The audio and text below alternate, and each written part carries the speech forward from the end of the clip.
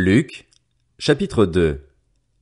À cette époque-là parut un édit de l'empereur Auguste qui ordonnait le recensement de tout l'empire. Ce premier recensement eut lieu pendant que Quirinius était gouverneur de Syrie. Tous allaient se faire inscrire, chacun dans sa ville d'origine. Joseph aussi monta de la Galilée, de la ville de Nazareth, pour se rendre en Judée dans la ville de David, appelée Bethléem, parce qu'il était de la famille et de la lignée de David. Il y alla pour se faire inscrire avec sa femme Marie qui était enceinte.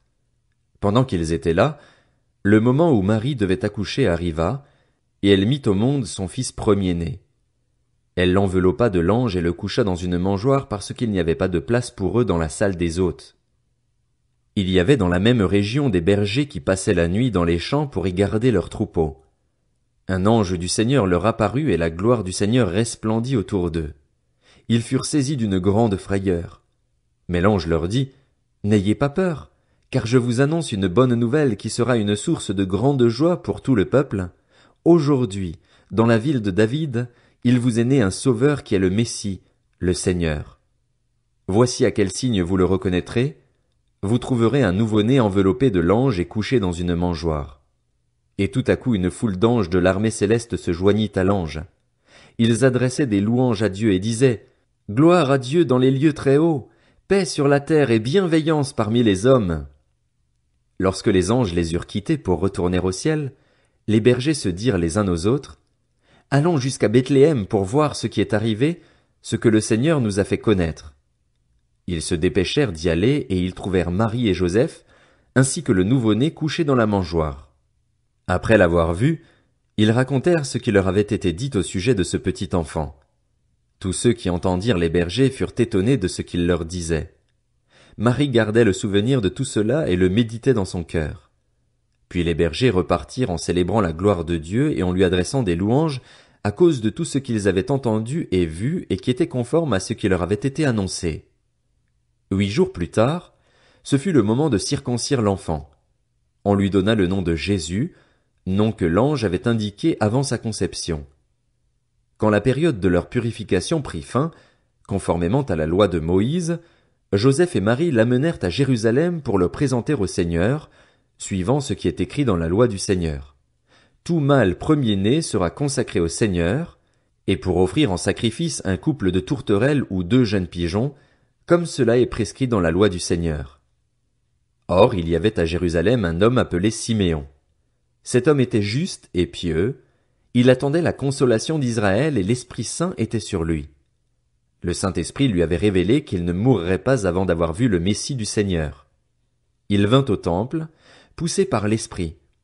Et quand les parents amenèrent le petit enfant Jésus pour accomplir à son sujet ce que prescrivait la loi, il le prit dans ses bras, bénit Dieu et dit, « Maintenant, Seigneur, tu laisses ton serviteur s'en aller en paix, conformément à ta promesse, car mes yeux ont vu ton salut, salut que tu as préparé devant tous les peuples, lumière pour éclairer les nations et gloire d'Israël, ton peuple. » Joseph et la mère de Jésus étaient émerveillés de ce qu'on disait de lui.